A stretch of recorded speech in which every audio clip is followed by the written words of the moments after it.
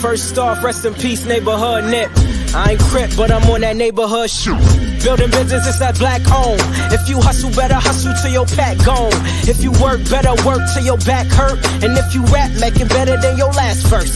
Yeah, more lyrics. Stick and move, Javante. AJ, El Presidente, Eddie Kane University. Hill gon' heal, regardless. You, Buchanan, Bethel High School, by way of 3-Man Weave, LLC. Michelle, producer, Faith Overseer. You can catch this wave from the Marlins to the Mariners. Doing things you can't believe. It's the 3-Man Weave. Yo, what's going on? We are back again with another episode of the 3-Man Weave podcast. This is going to be an interesting one because both of your hosts today have had a effing day. Absolutely. We're going to see how this goes. Luckily, there's no adversarial conversations that are going on, so me and Hill ain't going to have a whole bunch of fighting, but boy, depending on what episode this could have been, it could have got ugly for your boys. But hey, we're gonna have to disagree soon, right? Yeah, at some point, sooner or later. But again, I am your host, AJ. As you can see, Mr. _Williams21 on Instagram. Who's with me today? Y'all already know who it is. Your boy Hill, and Hill gonna Hill regardless, baby. D.Hill_3 is the name on the socials.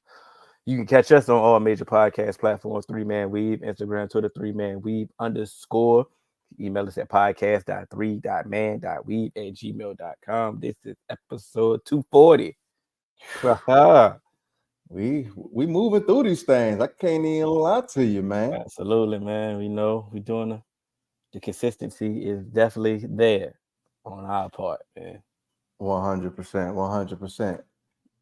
So let's go ahead and just jump into things, man. I did get some good news today. The Madden cover revealed. Yes. It is none other than Christian McCaffrey. McCaffrey, ladies and gentlemen. Hold on, I got good news too, right? Yes.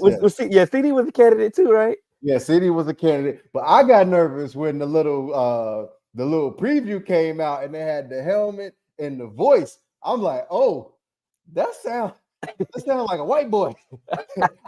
I just wasn't sure, but it looked.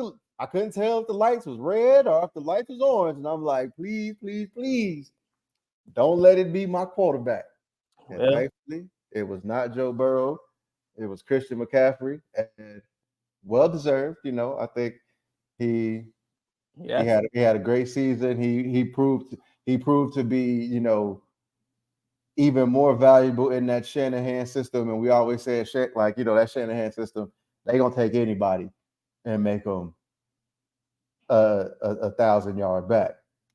But then you throw in a back like Christian McCaffrey and the ability to kind of run routes. That was scary. Oh, it's spooky. It was spooky, and it was like you basically already had Debo and then added white Debo, and you didn't have to use Debo as a running back as often anymore. And it's like, damn. And then Brandon Ayuk really came into his own. It's like, woo. And then let's not forget, they still had George Kittle for the weapons that the 49ers had, for him to step in and still be and take over. This is kind of like a KD to the Warriors type of situation. Like, yeah, y'all was cool. Y'all was good. Big dog here now. You know what I'm saying? Big dog here now. I think, but shouts out to him.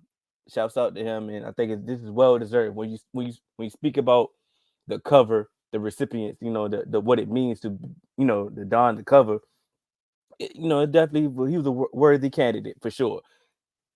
Do we still believe in the curse though? I didn't curse on the way. On the way. I don't know. Here's the thing. I don't know if I believe in the curse, because didn't Patrick Mahomes win the Super Bowl on the cover or something like that? It's a lot of. Or was that Brady the GOAT edition where it was Mahomes and Brady, and then Brady won the Super Bowl on the cover. So one of them won. But either way, I feel like the curse was over. I feel like the last curse was AB because he went restarted. Your drink kicking in. He restarted. But I think this is more so along the lines of it's kind of like the Drake curse now. Like I think it's been refuted a few times, but we still just consider it a curse because it's still there. Because I can't even say because Josh Allen was on the cover. There's a lot of people that been on the cover that let me who was the last. That's what I'm saying. Let me see who Madden cover history. Let's see the last year that we feel like. I think Justin Jefferson was on the cover last year, right? No. Who was the cover last year? It was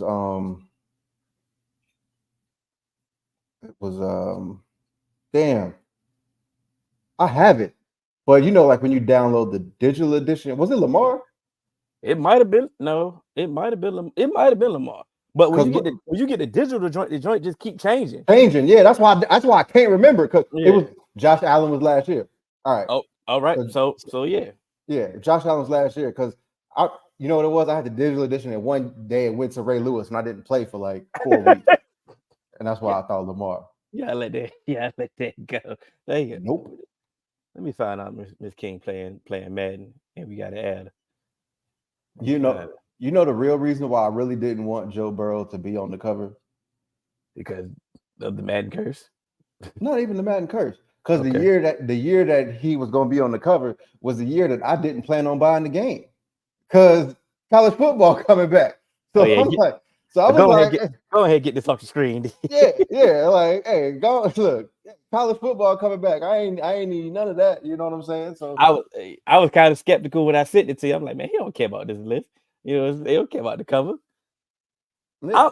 I think I've debated because I came home today. I think I'm going to get college football. I wasn't as hyped about college football because I wasn't good growing up at it. Right. Like I wasn't good at all at it. Like I literally only used to play till Madden came out, and I used to turn. Matter of fact, I used to turn it in. You would get more for turning in college. You would get more money. Yeah. So I used to only play it till Madden came out. I wasn't good, so I just wasn't that hyped about it. Well, and for me, it was in reverse.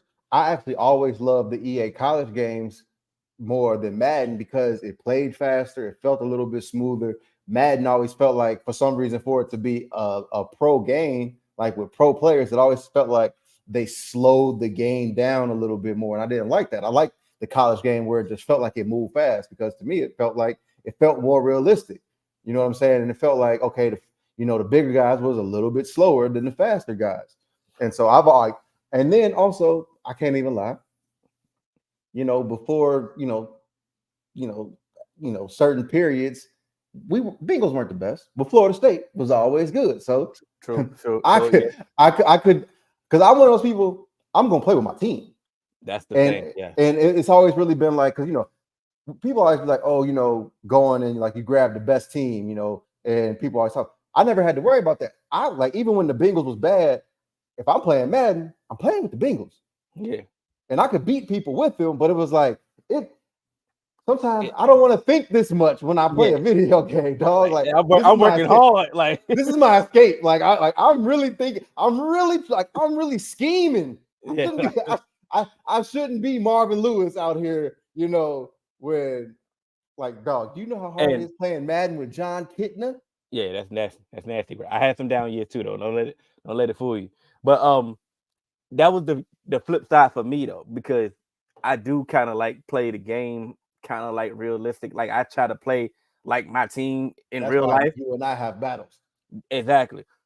But on the flip side, the gimmicky collegey offenses, when like, bro, I be struggling, bro. Like the dudes used to option me to death, bro. So it's like this ain't fun to me. You know what I'm saying? So I wasn't hyped, but I'm going to play. I'm going to get it. And now, am I going to get USC versus Florida State is on the way? Now I think, am I going to continue to play it? I don't know. So, Right. but I'm that first when it drop, I'm gonna be one of the ones to get it, and see what I'm saying? Them Chrissy Carter Quincy years, Carter bro. years. Like nasty work. Man, How don't old are you? Right. God Damn. damn. Bernie Kosar years? You know what I mean? Oh, man. Charlie Batch years. What other AFC North quarterback? The Kyle Bowler years. Ooh, nasty. Don't get me on some of them Bengals I years. about to say, Bro. yeah. Mhm. It was bad. I had to get you, Curtis. That was to get you. I know you about to get to it, man. Let's go ahead and get right into it, man. Bobby Hurley. Like, nah. Go ahead. You can start it off because we had some behind the scenes talks about this, and I said I wanted a decision before we recorded. And we got it. We got it. So And you can set the floor. Our resident Lakers fan got some news that he doesn't have a coach yet. But that is some news because one of their potential coaches, ironically, of his favorite college basketball team, opted to stay in the college game for a nice little chunk of change, a nice little raise. Not a raise, but extension, I'll say. Mm-hmm. Instead of taking the job with one of the glory franchises of the NBA, the Los Angeles Lakers. I know it pains you to say that, man. I know it did. So they're still on the coaching search. JJ Redick has been reported saying, "Hey, I ain't really nobody's, second choice. I ain't no sneaky link. You just ain't finna come to me when your baby mama pissing you off. So you gonna have to find somebody else. You gonna either have to shit or get off the pot." So the Lakers are still searching for another coach. And Donald Hill, how do you feel, sir? I had a bittersweet moment. Once again, like I say, I am a UConn fan as well. So, and we definitely have a way better chance at the three-peat than as the roster is currently constructed than winning with the Lakers. The job is stressful. It's not really that appealing at the moment with the current construction. It's not even the current roster construction that I would say the reason why it's not appealing. It's the future. It's the future, the uncertainty of the future, but it's also how the front office has been operating in regards of coaching. Like this has been going on for a while, bro. Like since Byron Scott. Right. If you want to be technical, they lied to Byron Scott. They went they lied to him and they played him and then they let him go. Luke Walton, he was a little too premature for Luke Walton. You let him go. And you go, like you say, you dropped the ball with Tyronn Lue. You definitely dropped the ball with Tyronn Lue. Like you said, they had him there and they didn't want to give him the years of security that he requested. They wanted to play around. They lose out on him. You get Frank Vogel, you end up winning. Cool. But then you end up letting him go because of decisions that the front office made. You pivot, you go get Ham. You end up letting him go because of what? Some of the decisions that the front office made. So at the end of the day, I can understand why Hurley said, you know what? The stability that I have in UConn, I'd rather just stay there than to take this Laker job. And on top of that, they didn't give him the offer that he could refuse. Yeah, you can see we put the graphic up. We've seen the numbers. Of course, the numbers are definitely drastically different. Yeah. At this point, let him get a three-peat. Oh, let him get a three-peat. Matter of fact, don't even let him get a three-peat. Let him say, "I'm ready to go to the NBA." Let me say, now I'm ready to go to the NBA, because that's the problem that I had with some of the reporting that they said that he used the Lakers as leverage. Let's be honest, bro. He didn't if we really want to look at it, and call me biased if you want to, he didn't have to use the Lakers as leverage. He had a contract extension from UConn since April that he didn't sign. Yeah. the Brooklyn Nets was right there. It was reported that his wife did not want to move to the West Coast. So if you wanted to use somebody as leverage, Brooklyn is right there by Connecticut. If you Yeah. want, and think about And it, so if they wouldn't have and gave him the contract that he was looking for, if he was really using them for leverage. And then let's be honest again. UConn is a prestigious blue blood basketball school, but they don't have the football money to rack up a big old NBA contract, that we've seen some other coaches get. They gave him the best that they could do. They even they upped the offer. They did the best that they could do. So how much leverage were you really trying to get? I think they called you because they seen an opening that, hey, you didn't sign your extension, you in contract, you are available. Let's say that. and my thing is, so like he may not had to have used the Lakers as leverage, but when they came calling, guess what? That's just more leverage under my belt. Absolutely. You know what I'm saying? So it's like, regardless of if you felt like he had to use them as leverage or not, it don't really matter because it was real leverage. The Lakers were interested. It wasn't like his agent was just putting out a report and say, "Oh, there's five teams that are interested in Hurley and stuff like this," and reported at this amount of money. Nah, like there was real interest there. It's some good theories out there. Like I said, once again, Woj is very good with the family. Like Woj wrote a book on his dad. You know what I'm saying? So he good with the family. So you can believe the theory that he say, "Hey, look, man, hey Woj, put this report out. Hey, say I'm interested." Or you can tell the Lakers, "Hey, I'm interested in this job," and they can be having genuine interest on trying to hire you. He could have put the bug in the end, be like, "Hey, look, he available. What's up? What you trying to do?" That's a theory. You can believe it or not. I'm just saying that he didn't have to do this, is what I'm saying. And I believe what you just said. Yeah, you didn't purposely use them as leverage, but once they became leverage, you used it to your advantage. Now, I ain't mad at that. I ain't mad at that at all. Ms. King said they tried to dress it up. Because there's always going to be JJ. It's a lot. Once again, it's another report. So some players that's under contract, AD, that don't want JJ as the coach. So it's some pushback there. It's the reason why we don't have a coach right now, bro. Yeah. It ain't just a shoe in. It ain't just the fact that they waiting for the finals to be over. The sign JJ, the announcement to JJ, because we can clearly see that the Lakers don't care about the finals. That report came Thursday before the finals, and what did we start talking about? You owe? Oh, huh? I mean, and what did everybody start talking about that day? Oh, the Lakers head coach job. I'm not saying that I am saying that they purposely did that on purpose to take over. They don't care about the finals. So don't tell me that they just waiting to sign JJ because some of this contractual agreement with it's going to be a bad look. Because we've seen this with team after team after team. It's like, nah, you are going to, like, especially the Lakers and the Celtics, they've had a long-standing, rivalry. Who's like you think that they're about to respect the Celtics in the finals and say, "Hey, we don't want to take away from their moment"? Absolutely not. Shit, didn't I believe anytime like you look at the Yankees to do stuff when like it's a Red Sox moment, the Cowboys will make a statement when it's the Eagles moment. Shit, Joe Burrow signed his contract right before the Chiefs took the field on their opening game. You know what I'm saying? So shit is man, ain't nobody trying to respect no other team, especially if you have like a history with them. The only time that, like I say, the NFL definitely frowns upon a report during the Super Bowl.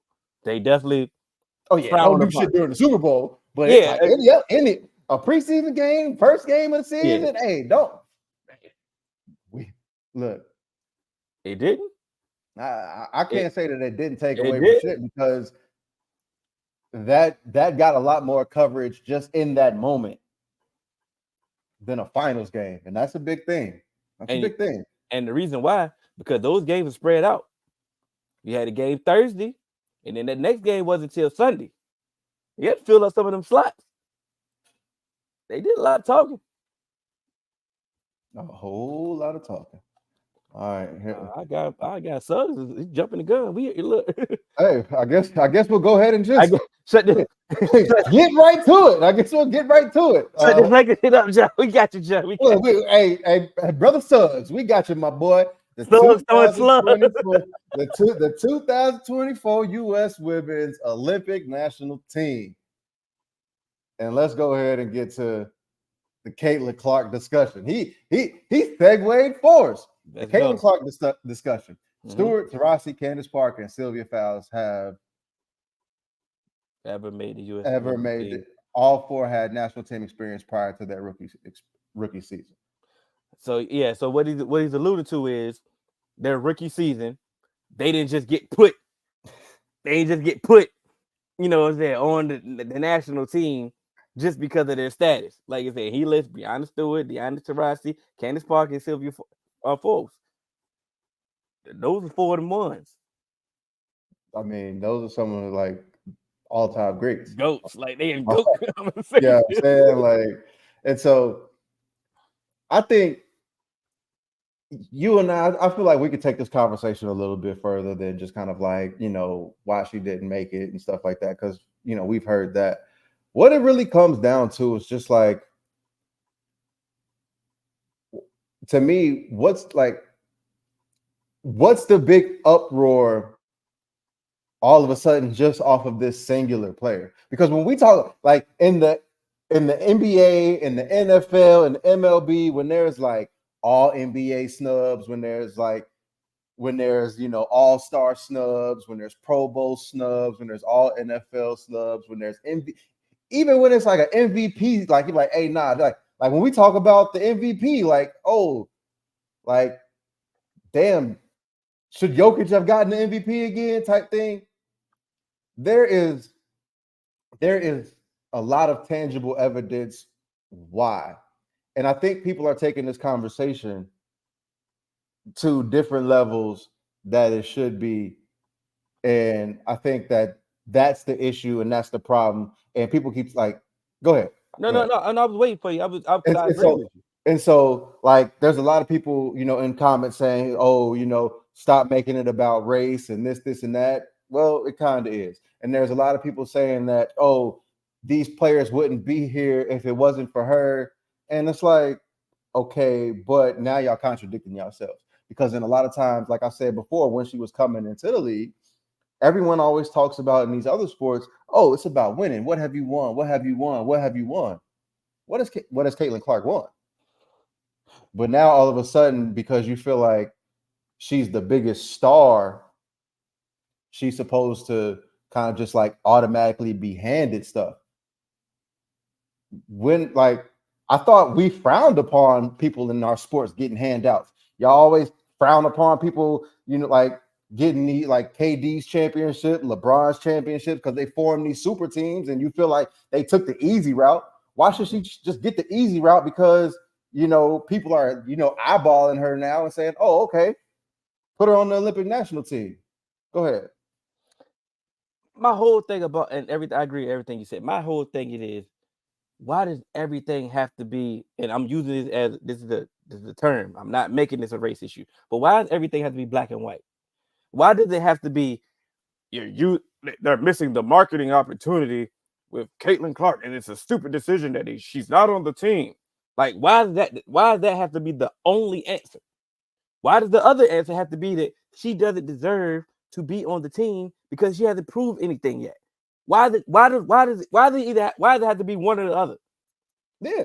When are we going to have an actual damn basketball discussion about her? About this? Why is it always the extra stuff? Why is it always something other than the actual sport? When the hell has the Olympics grew anything? Why all of a sudden putting her on the team is going? How is that going to grow the sport? Because you know how often how I operate. I operate off logic. And when I ask a question, and if somebody gives me good logic, I leave it at that. Do I have to agree with that logic? Do I have to always agree? No, I don't. But once you give me good logic, I will push back. When they said the decision of She ain't gonna play, and we ain't trying to hit none of this nonsense that y'all got going on because she ain't playing. Why that ain't make sense? And the crazy thing is, how does it not make sense? And y'all still bringing up Christian Laettner? Bro, not even Did he play? Not even a little bit. Then they was blowing teams out. But let's rewind. They just said they didn't want all this unnecessary noise because she's not going to be playing or she's going to be getting limited minutes. Look at the noise that y'all are doing now because she didn't make the team. You're validating everything that she has to that they're saying. Because at this point, once the game started, this noise is going to end, right? This noise is going to end. Think about all the games that they're going to have to play, and he's blowing teams that, bro. I think they got 7 gold medals in a row. 7 gold medals in a row. They ain't got to do no redeem team. Like they ain't got to call the big dogs to come. These are the big dogs. She's a rookie. If she comes in and she ends up being like what y'all say she will, guess what? She'll be there in 4 years. She a rookie, right? Yes. Let's keep that in context. Now let's use that in context. She went to the national. She played in the national championship, right? Mm-hmm. She got drafted damn near the next week, right? And then started playing 27 hours later. You feel what I'm saying? When did she have a break? Hold on. When did she have a break? She didn't.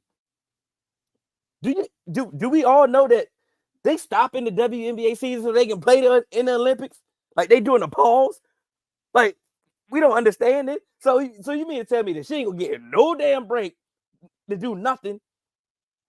Like this is not making any sense, and I'm getting passionate about that because now we're not even talking basketball, bro. She needs an off season. It's the reason why when you hear me and Cannon talk about we didn't want Brian or AD in the Olympics because of what? They need a damn break in the off season. Same shit I said about that, bro. Sometimes, hey, it's okay. Because what did I say earlier about like when we was talking about Michael Malone and he was talking about, we played all these minutes and this, and that. Hey, all right, take a break then. Don't win a championship then. Don't play all these games. But guess what? Caitlin Clark, you will have a long, illustrious career in the WNBA. And not making the national team your rookie season is not going to define your career. There are plenty of other greats that have been in the league already that haven't made it. Right. A side note, shout out to Enrique. Like she didn't make it, and she cooking like a motherfucker. And she deserved to be on that team. Now I don't know who I'll replace to put her there, but she definitely deserved to be on that team. Yeah. Miss King said rookies have been on the Miss King said rookies have been on the USA team before, but to the general public not realizing these women picked are the ones who have consistently won gold. They just want to win.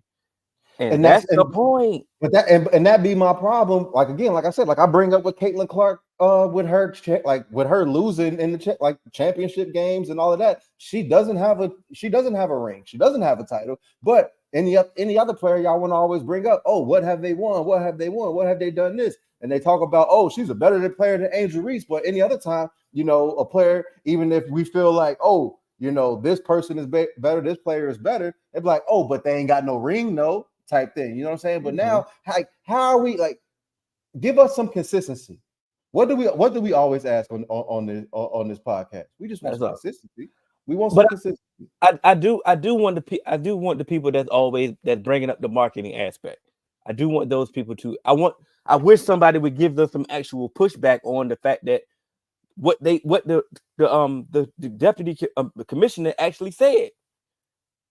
We don't want the backlash from her fan base or y'all, the media, whoever, when she's not playing or having limited minutes. What is the marketing in that?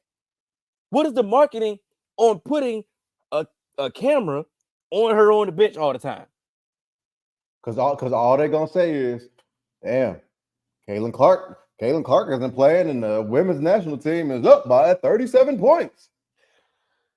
Now I got another question. Do they actually care about this girl?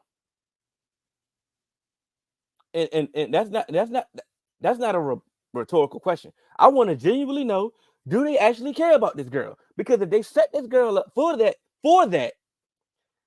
they ain't got her interest at the best heart. Because once again, they got to go through them practices, bro. You see how she getting treated in these games. I'm not saying that she getting targeted or what, but they play physical. It's rough down here. It gets rough. She come off a screen and she catch an old school Charles Oakley bow for no reason, because that's how they get down in practice. Yeah. Why? Why subject her to that? Why not let her go to the weight room and get stronger? Why not let her work on her game? Because now she know the adjustments of what she need to do to get better. Why not let her?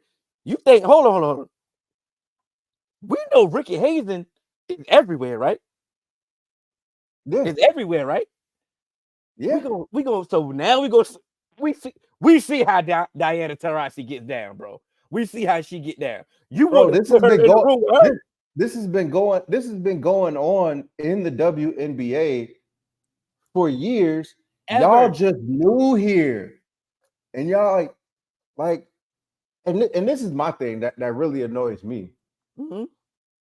You men that are just now joining the WNBA and watching and have something to say about the WNBA, a lot of you are the same ones talking about, oh, the NBA soft. Bring back the 90s when it was tough. Like all y'all do is flop. And now all of a sudden, somebody get hip checked and it's a problem. They targeting that girl. It's funny. It's funny coming from the men, bro. Like, it's funny coming. This is a conversation that, once again, we should not be leading. Hey man, I'm a big proponent of stay out of women's business, dog. Like this ain't our fight. Like because we having the wrong fight. I hate to take it there, but this is also kind of just like now it's still kind of like pushing the patriarchal agenda forward, saying like, oh, women ain't supposed to be physical and this and that. They supposed to be dainty. They supposed to be treated like no, like this is competition. When has anybody cared? Like when you're competing, shit like this happen, dog. Like when you get your highest athletes competing at the highest level, you don't want them to just be passive and then just be like act like, oh, they don't care. Because guess what? When now what we always talk about, oh, the NBA players, they all buddy, they just all want to join up together. Oh, in the NFL, they know loyalty. They running out of bounds. They're not fighting for the extra yards. They care more about their contract and actually winning and this and that. What do you think these women are doing? They are competing.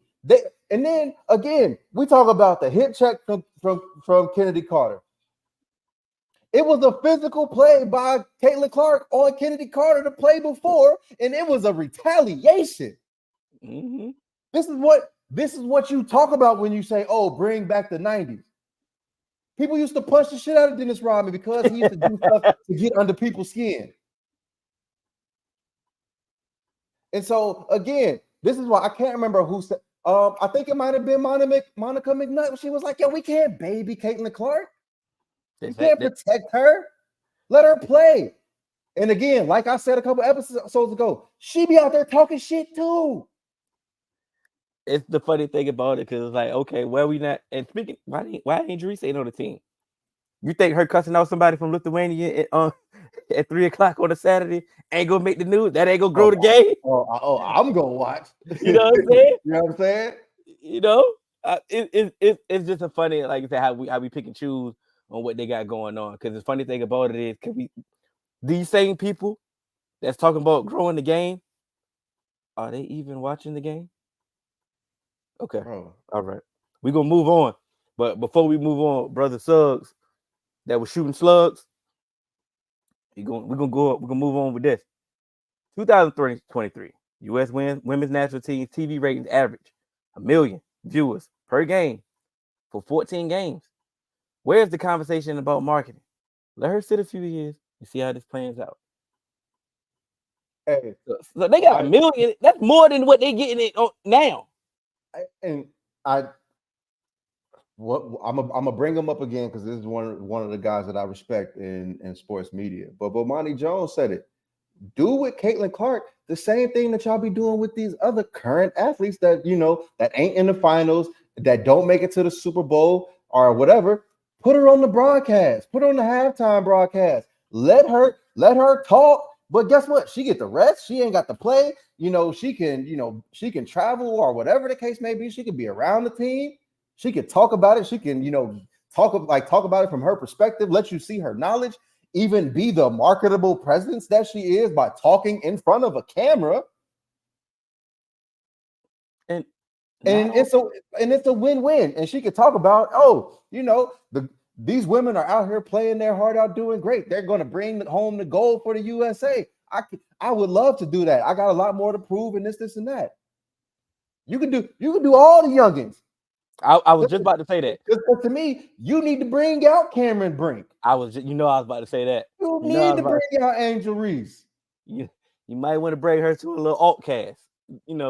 Nah, Altcast got a little bit too much freedom. You need to bring her with some structure. Keep some structure. But yeah, you because first off, Cameron, if we talk about on a TV aspect, she's way more marketable than both of them.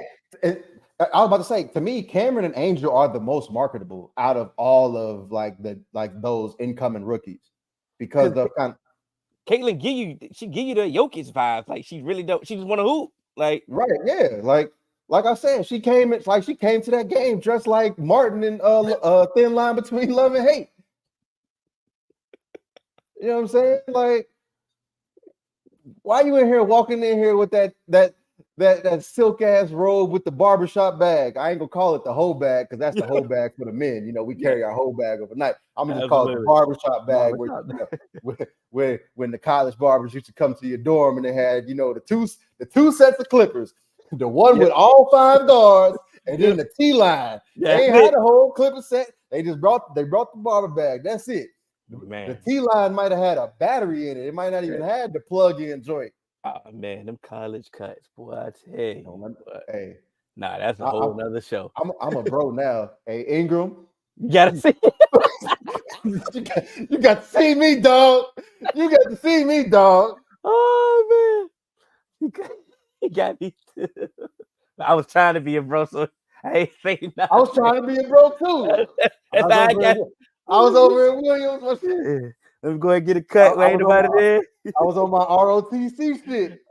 Yes, sir.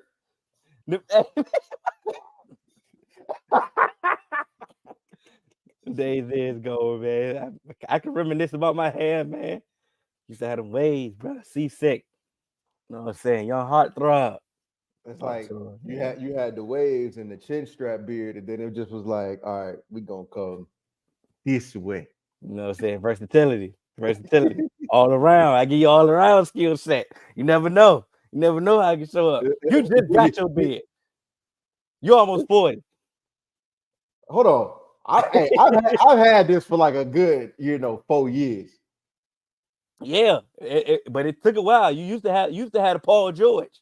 I had the Paul George, but I had the Paul George headline too. Shit was touching the eyebrows. You feel me? Shit was touching the eyebrows now. Nah, I get the grade. Everybody want to see now. We got to block you. No. Yeah, hey. Oh man. So Celtics are up 2-0, man. Now we both picked the Celtics, right? We both picked the Celtics, yes. I got to show you some of the messages. I got Jalen is going through it too. Yeah, we'll talk about those. We can talk about it, but are we surprised that they 2-0? Again, I'm not surprised that they're 2-0. I think I may be surprised at the fashion that the games went. But again, we said Kristaps would be a big deal.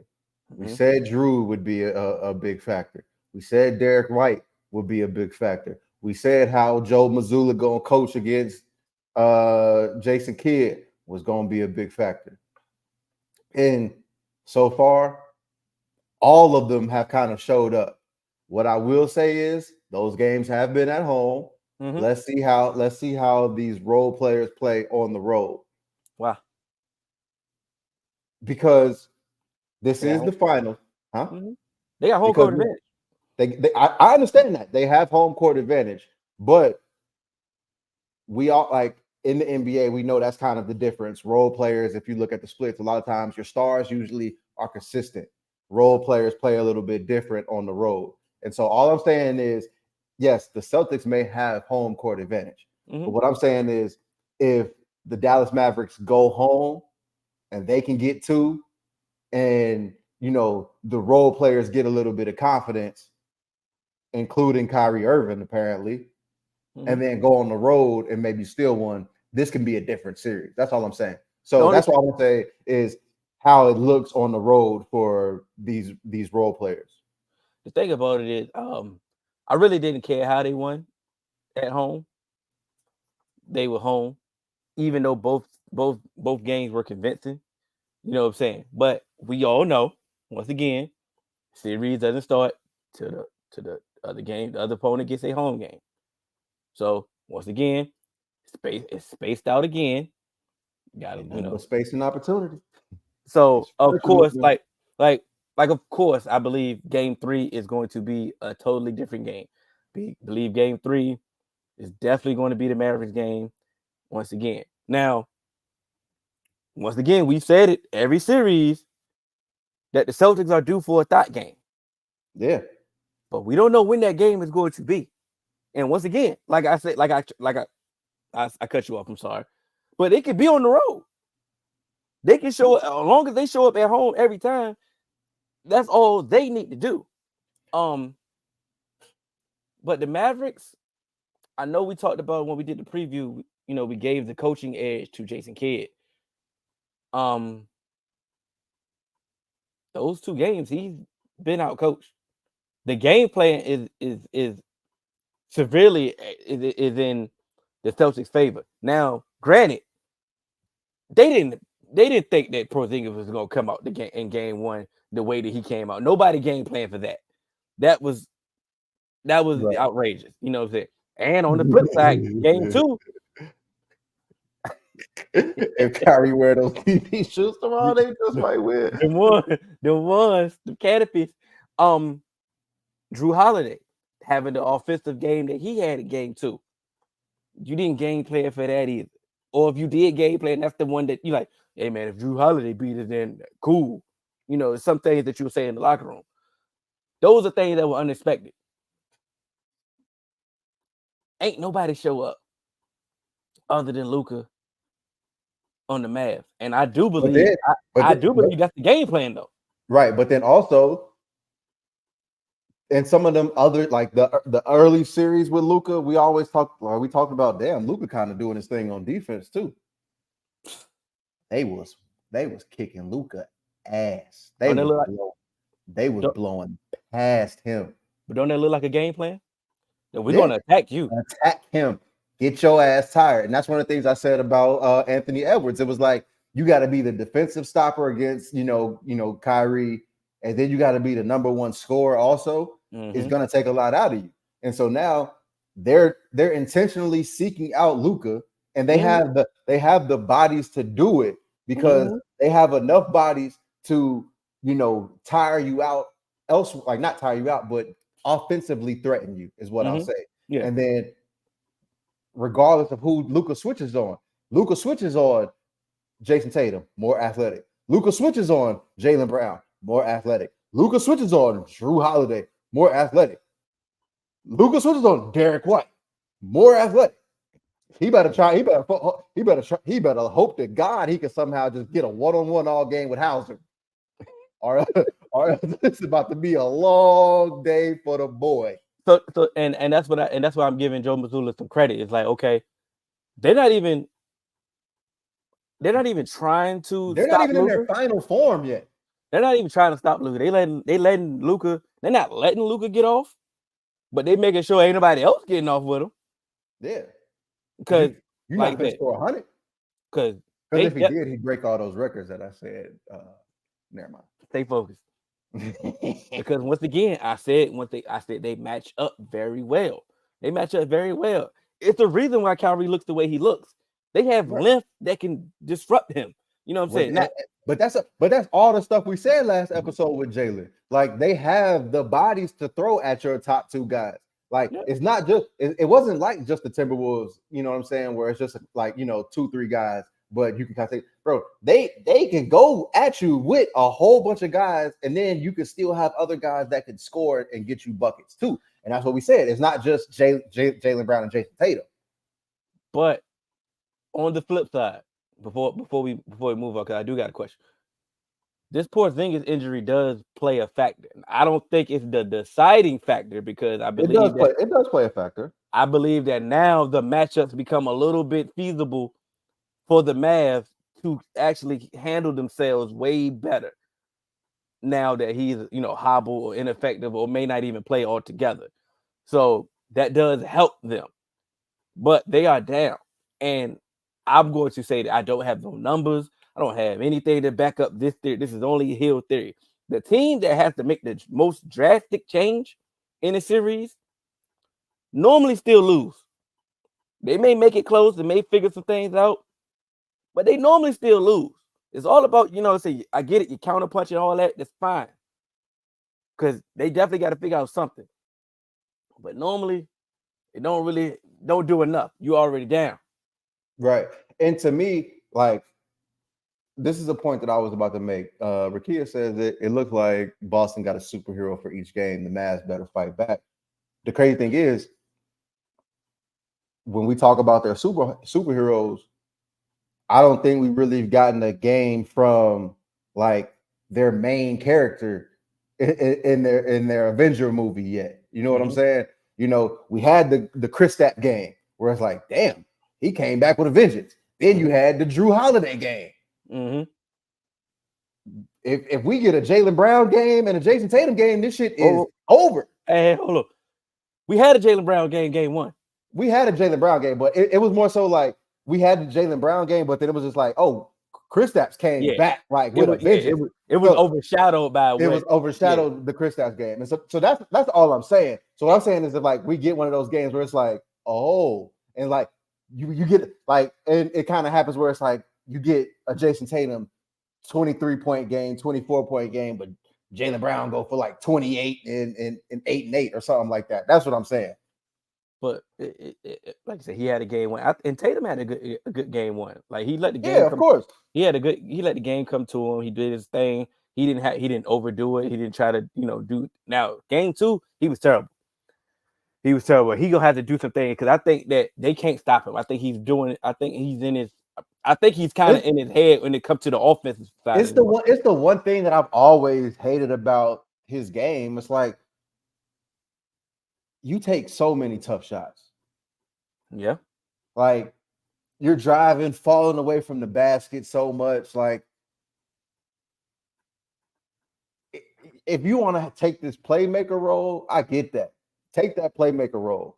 But having those 22 shots and damn near like 16 of them are like, what the all right.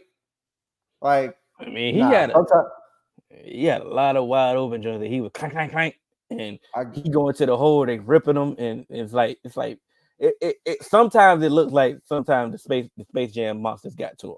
Right. Certain instances. But before we move on to the Mavericks, I want to say this though.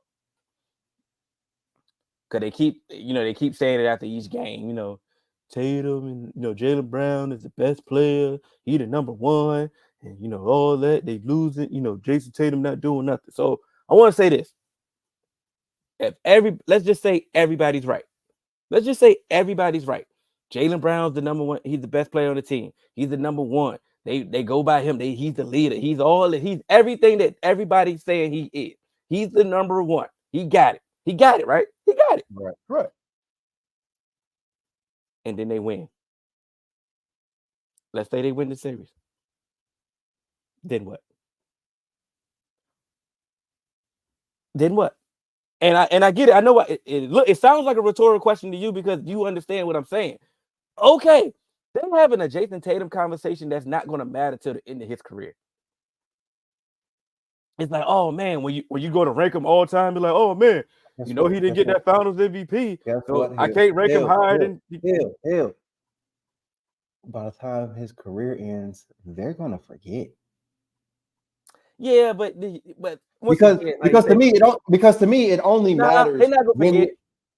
no, because hear me out. Because to me, it only truly matters when you're like in that top 3 conversation. Oh, your finals MVP, stuff like that. Like, and then also to me, like the voting for the finals MVP, I don't care. Because I'm You sorry, don't care. Andre Iguodala got the shit for being a And LeBron stopper, and LeBron had like average 40. one of the greatest finals performances we've ever seen. It's just he ran up against a great team. But that's my point is when people go to rank step, like when people go to rank step, that's the not everybody has smut on their rep. And when I say that, so when they go to rank, oh, like, oh, I can't put him over hypothetically. I can't put him over Larry Bird because he don't have a finals MVP and Larry Bird got this many finals MVP. And so that's going to be the spot when you go to splitting hairs is what I mean when you talk about those conversations. And when I mean when it comes to Jason Tatum, it's not going to matter right now. Okay, he ain't the number 1 player on the team. Okay, whoop-de-doo. When they win, what? Then what? Because here's my thing. look, because I know Wait, you're gonna rank him over Paul George. right, but here's my thing. So guess what? What if Tatum go out and score 50 the next 2 games and they sweep him? Jaylen Brown's still the best player on the team, but Jason Tatum going to win the Finals MVP, right? Yeah, with those numbers, yeah. So then what? So then what? Oh, but Jaylen Brown, I bet you everybody that say Jaylen Brown's still the best player on the team, like, oh, nah, Jason Tatum, he showed and proved, and he's nah. 2 games. So you mean to tell me 2 games change the entirety of the season and what you've seen? Then on the flip side again, remember they was having that best scoring duo conversation with Luka and Kyrie before they even got to the finals. Mm-hmm. Okay, let Jaylen Brown and Jason Tatum win. Oh, all of a sudden, where do they rank all the time? And they both go for 35 the next like 3 games or something. So you feel like I said, I know you was quiet because you understand what I'm saying. It's like these conversations that people are trying to have is pointless. Everyone is so short-sighted trying to search for a take, and like maybe that's why we in the position that we in, and that we only get 5 viewers every episode because we're not out here fishing for a take. Shout out to you, Jarvis. We love you. Love you. You know, but because to me it's just like what's the point? What's the point when Jason Tatum has like done all of these things throughout his career? Y'all would not even say y'all, because I was doing the shit too. We was making fun of Jaylen Brown just last year for them losing because he couldn't dribble with his left hand, and now all of a sudden, Jaylen Brown's the best player on the team. Remember they wanted to trade him because, like I said, he wasn't worth $300 million. We remember all these conversations that these people had. Like you said, all of a sudden, he the best player. It's weird. Like remember I said, when I was saying, "Oh, Devin Booker or Jason Tatum," and everybody's like, "Oh, Jason Tatum, easy. This, and that." Now what they gonna say? Jaylen Brown over Devin Booker and Jason Tatum, huh? What? But come on now. And why y'all picking up off of like just like that? And shouts out. I just wish Cannon was here. It's like you crowning them too early. And shouts out to Jaylen Brown because he is playing magnificent. He's playing great. Yes, he's playing magnificent. So I ain't trying to take nothing away from him because, like I said, if you think he's the number 1, cool. Because, like I said, like you alluded to, everybody else said for a take, and I get it, bro. Being right feels good. Like, what?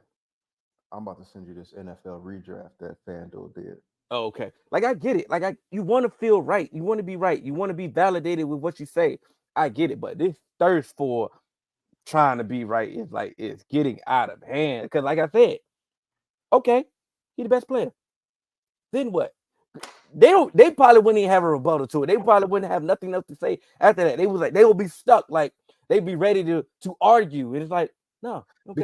Because here's the thing. People be trying to, still like invalidate KD's championship with the Warriors, saying Steph Curry was the best player on that team. KD got the MVP, the finals MVP. KD hit the final shot, which shows the clutch gene that y'all so say matters so much. Like, so which one is it? Which one do you value more? Do you value who you want to have the ball like in their hands in the last moment, and this and that, or who's the best player on the team, and who's the leader of the team? Because all of those things are actually different. Just because you're the best player of the team also doesn't mean you are the leader of the team either. But it also goes when it comes to these premature rankings when these people are still playing. Like, because once again, like you just said, oh, KD was the best player in the Warriors. But then once they won again without him, it was like, hey, Steph reminded you that they didn't need him. And then when it came to ranking again, it was Right. like, okay, we Because gotta here's rank my him thing. over KD. But here's my thing. Oh, y'all did, like, the Warriors didn't need him. It was the Warriors who went to ask him to come. True. But anybody else, y'all want to kill KD for saying, oh, you joined the super team. Hey, the best team in the league, y'all don't got nothing to say about y'all, the best player on that team going to recruit him? When y'all would do the same exact thing, because if y'all walk into a court, hey, I need 5, you're not going to pick the worst. You're like, oh, hey, nah, I want this 6'10" dude right here. He been cooking. We say this all. That's the funny part. It's all right. I got Lakers next head coach JJ Redick, James Borrego, Jay Wright. We already touched on the Lakers aspect, but I didn't get to the fact that who I wanted as a coach. With them going after Dan Hurley, hey, Jay Wright would be my next call. If that's the case, if that's the aspect that you're trying to route that you're trying to go, I'm definitely going for Jay Wright. In that aspect, I wanted James Borrego personally over JJ, but it looks like he may be the Cavs coach coming up soon. I actually like that James Borrego for the Cavs. I have no idea why you like it for the Cavs. And the reason why I say I don't know why you like it for the Cavs, because I don't think the previous coach should have been fired. So now it's like a Spider-Man meme move to me. Like, okay. And they got roster decisions that they need to make that I don't know. Like we don't know. So we can talk after. Right. But yeah, that's the only reason I like it. But I mean, don't like it for the Cavs. I get you there. It's different. You have no rebuttal for me on that one, because that makes sense. But I think to kind of we'll talk. We don't need to spend time on them. What do the Mavs, before we get on to this boxing, what do the Mavs need to do? In your opinion, let me say that, because I have mine. Play harder. It's just that simple, huh? Play harder and make your shots. Score more points than the other team. Here's my thing. Another reason why it's like we always say, oh, the Celtics are down to have a thought game. The Celtics are down to have a thought game because they shoot the most threes out of any team in the league. Mm-hmm. And everybody's been saying it for years. You live by the 3, die by the 3. Yeah. And so I think they need to be able to kind of start running people off the 3 a little bit better and make them, a little bit more uncomfortable. But you can't do that with Luka getting blown by, because it's almost like now you taking 2 people out of their defense, because Luka's already out of position, and then somebody's probably going to bite and give help, and they're going to kick it out, and somebody's going to be able to spot up and knock one down, whether it be Jaylen Brown, whether it be Jason Tatum, whether it be Drew Holiday, whether it be Derek White, whether it be Al Horford, old ass, whether it be Hauser. You know what I'm saying? It's like you can't let them get easy 3-point shots. And I understand like what Ms. King is saying here. They need to play how they played against the Timberwolves. That's not true, because the Timberwolves couldn't shoot threes like the way that the Celtics shoot threes. So you really got to be on your off-ball defense, and then you also got to trust your on-ball defenders to stay in front of their guy. You just cannot get blown by. And some of the stuff that was working for, the Mavs in that Timberwolves series offensively is cool. But when you got 4 or 5 defenders that can guard your top 2 guys versus 3 guys that can guard your top 2 guys, it plays a little bit different when it comes to minutes, because those guys that can guard your top two can also shoot a little bit better than the guys that you had on the court. Because again, you found out a way to play Rudy Gobert off the floor in that Minnesota series. Mm-hmm. You can't play nobody out off the floor in this series. And that's one of the things that Missoula is just having his way with. Like, he's like, Missoula hasn't had to change his rotation. The only thing that he's had to change, Kristaps is kind of hurt. But guess what? They got here without him. You made it sound too simple. Not too simple, but you made it sound simple. For the Mavs, I do believe that it's a thing that they can definitely do differently. Our guy Deuce was, he was joking about them playing zone. I think they do need to go to a zone at times. I think they need to slow them down in some spurts. Get them in that half court and play some zone. You switch it up. They cannot continue doing the same thing that they were doing offensively. I get it. Luka triple double, and all that. But the first game we had 1 assist, and it's simple to say that dudes was just missing shots, or you can actually get your dudes involved. And like, you really wasn't getting anybody involved. And his assist last game, if you look at him, he got some of those Houston James Harden assists when you got to the paint. Shot clock, or you got 2-3 dudes contested, and he going to dump off right quick. Boom, here you go. It's right then and there. It's like, really facilitate, really get dudes set up involved, really get dudes involved early, because they can't stop you. Don't get it twisted. He's still been getting 30 both games, injured or not. He's been getting 30. So he need to take a page out of other people's book and be like, hey, look, I got to get Kyrie involved early in the first quarter. Let me get Kyrie involved. Let me go, let me keep Gafford active. Let me give him a couple lobs. Let's get these other people involved. These other role players, we get it. It's going to be, home. They're going to play better at home. Derrick Jones, we got to keep keeping him active. Let's do that. Let's do our thing. Josh Green got to step up. All these other dudes, yes, they have to step up. But let's put them in position. Let's put them in a way better position than what they are currently in. Things that they can separate, things that they can do. Find the easy matchup, like they was doing in the Timberwolves series, as Ms. King said. You was definitely pinpointing Rudy. Hey, it's time to get Al Horford in some of these pick and roll actions and see if his old ass can hang. You know what I'm saying? Oh, you can get somebody off the floor. Like, don't make it seem like you can't get him off the floor. Hey, Porzingis, you want to play? You injured? Come on, get some of this pick and roll action, brother. Come on, let's do something. Let's get some people involved. Let's do some things differently than what we doing, other than just, hey, it's Luka and the Temptations. Mm-hmm. Like, you can coach. But you better let Otis. You better let Otis get a couple. Ooh, yeah. You know what I'm saying? Ain't nobody coming to see you. See you, Otis. You could have said blue. So, Cornbread. Somebody other than Otis, bro. Otis led the damn group. He had an ad lib. Sad.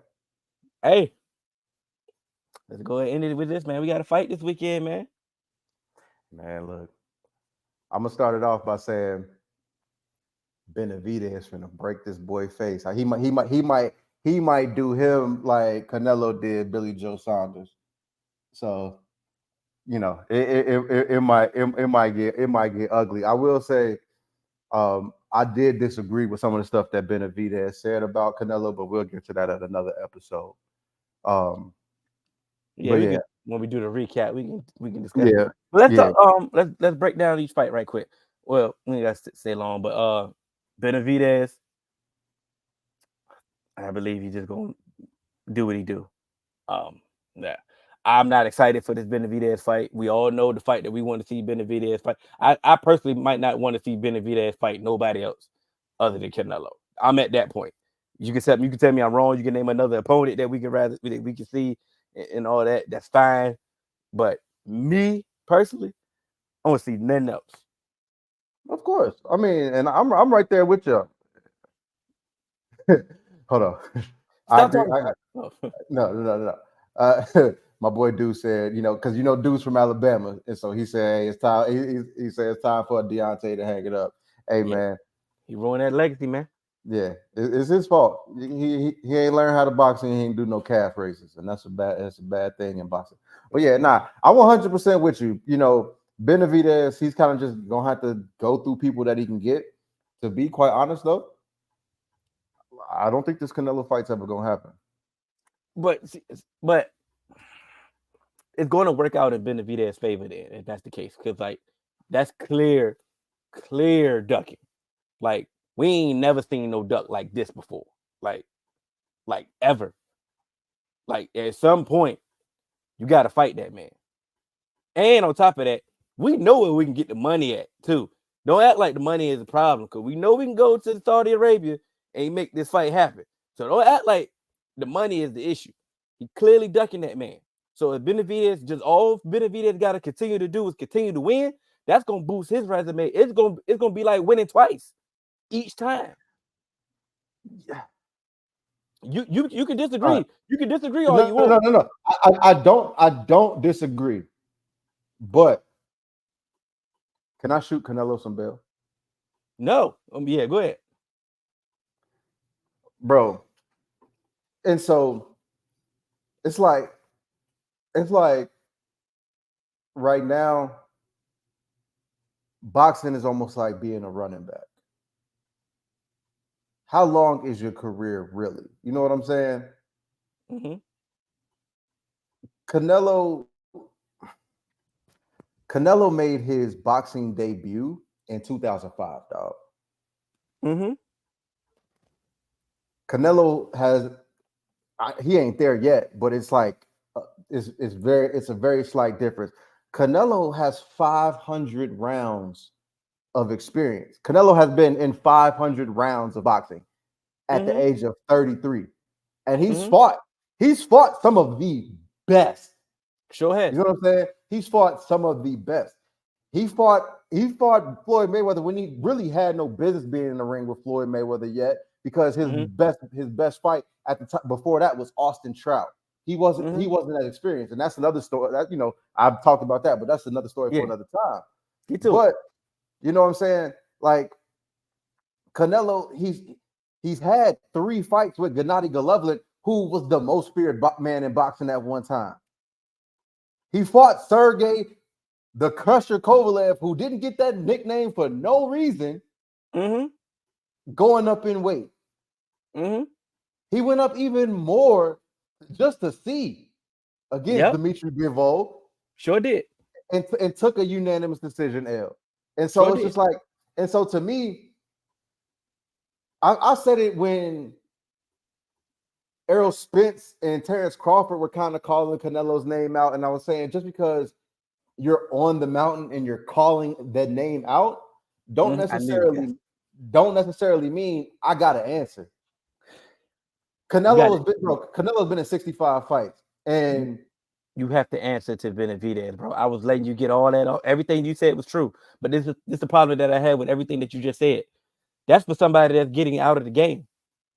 If he wanted to if Canelo wanted to stop boxing right now, of course, he's a Hall of Famer. He's an all-time great. He's everything that you just said. That is fine, but he is still fighting.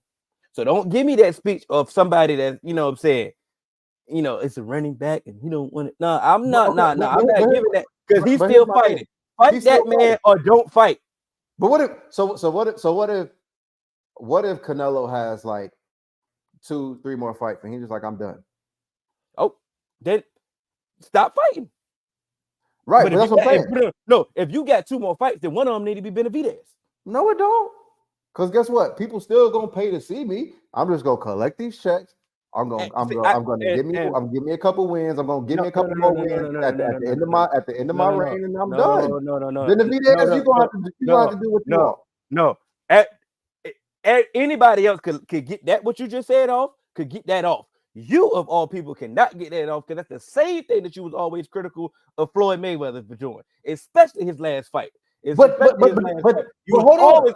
So ain't no way in hell that you get that off. But because Like I said, Floyd Mayweather set he set the blueprint They for what ain't Floyd. all of these boxers are doing. And So they again, and you ain't let Floyd, you ain't give Floyd no credit. You ain't give Floyd that speech. You ain't do none of that for Floyd. So but I hey, knew, I'm but not. here's my I thing. can't let you get that off. But no. When I say that about Floyd is when it comes to being the best ever, and I say if you actually look at Floyd's resume, I'm not saying but I've never said that Floyd's not an all-time great.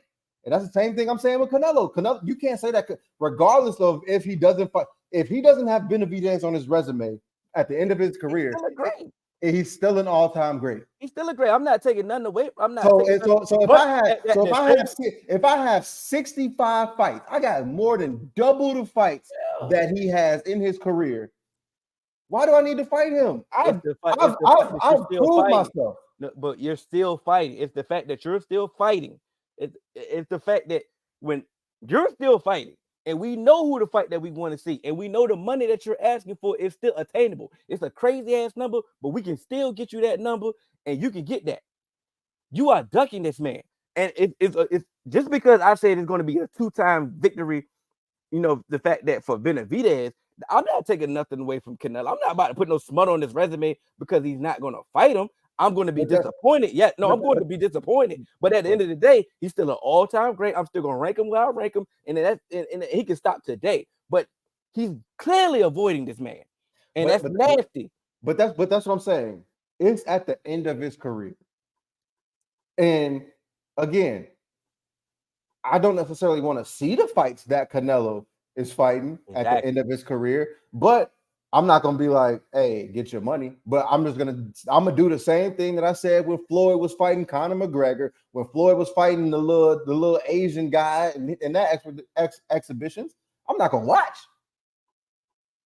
But you did what you set out to do. You set out like Canelo set out to be one of the all-time greats. He did that. Floyd set out to be, one of the best ever, and he did that. I have some issues with certain things that he did along the way, but he achieved his goals.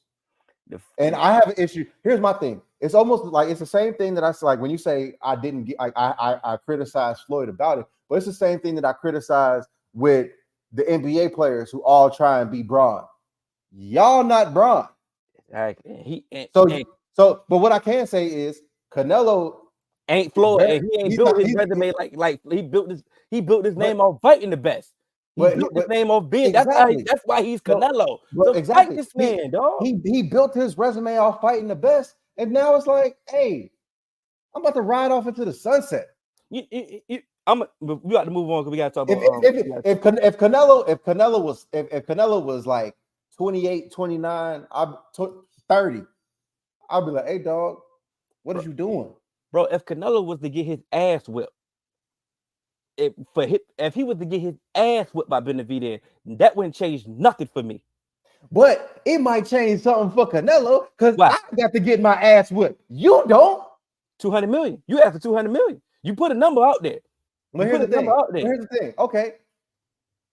Maybe I fight like 3 other dudes and I get 50 million, 30 million, and 60 million. I ain't get my ass kicked by Benavidez. Bro, who you talking to? I'm talking. No. Because I'm talking to Donald Jerome Hill. Once again, you of all people cannot get that. That's a Hill take when you talk about the nickel and diamond with the money right there, not the legend at the bank. AJ, oh no, sir. Hey, hold on. But we ain't never factoring in CTE now. We ain't never for 200 million. Man, listen, bro. CTE, RBE, whatever. All right, man. You are all that. Let's get now this is a fight. I believe this is a fight. This is one of the best opponents that Tank Davis has fought. I said one of the best. No, I wasn't about to. Yeah, I just wanted to make sure I was clear in just in case anybody else. Who you got? Oh, I got Tank. To be quite honest. Oh, that's what I wanted. That's why I let you go first.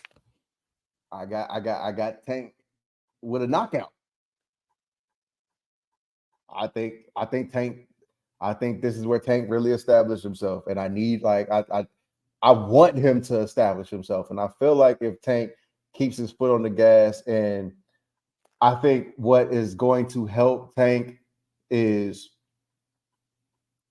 when it comes to this fight, it's a little bit different than what we saw from Ryan Garcia against Tank.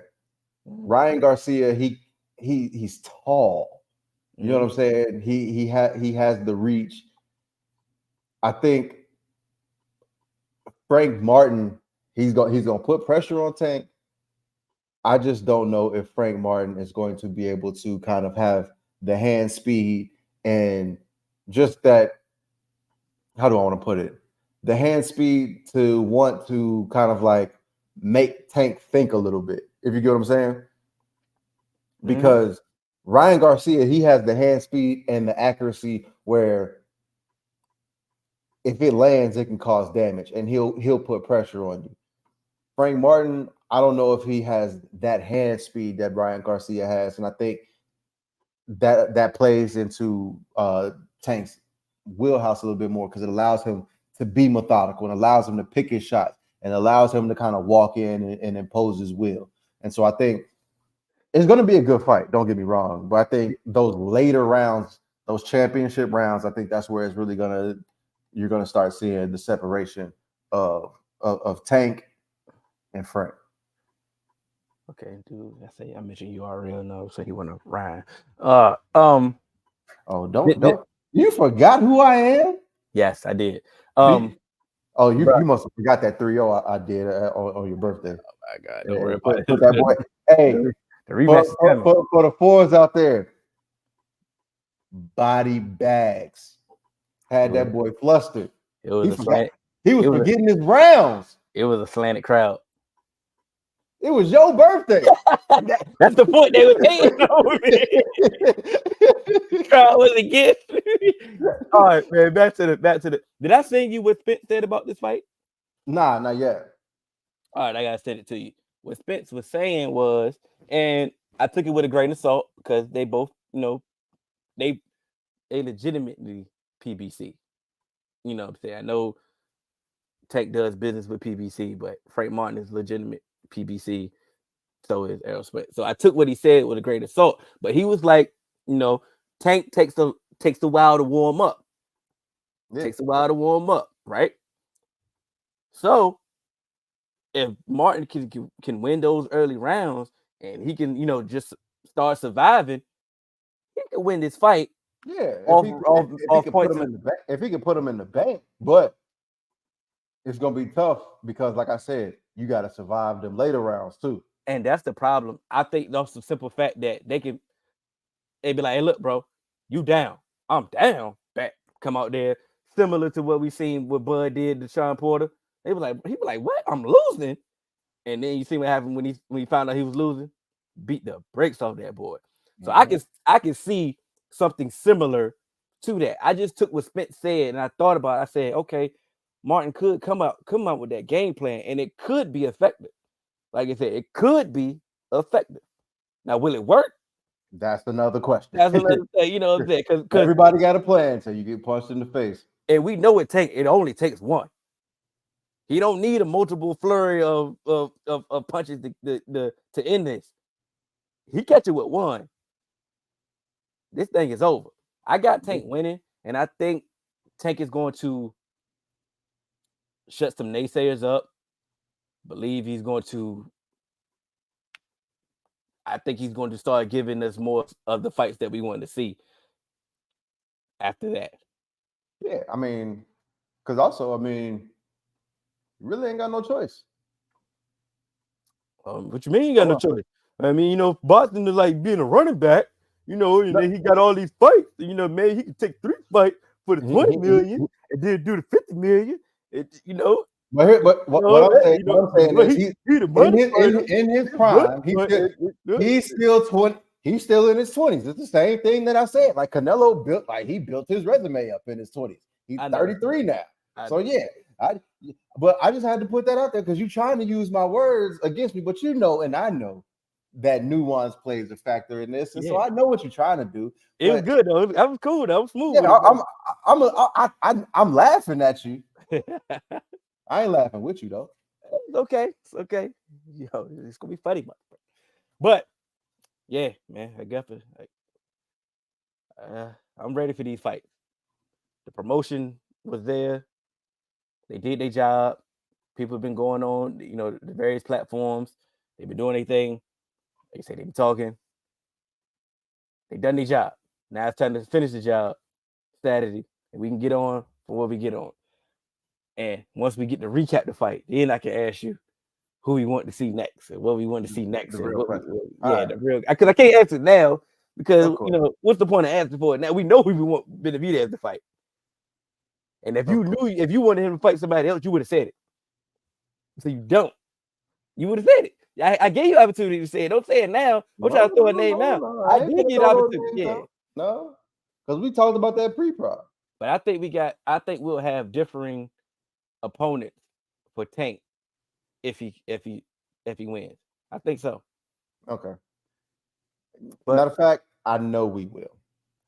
Yeah, I know we will too. Yeah, I know. Absolutely.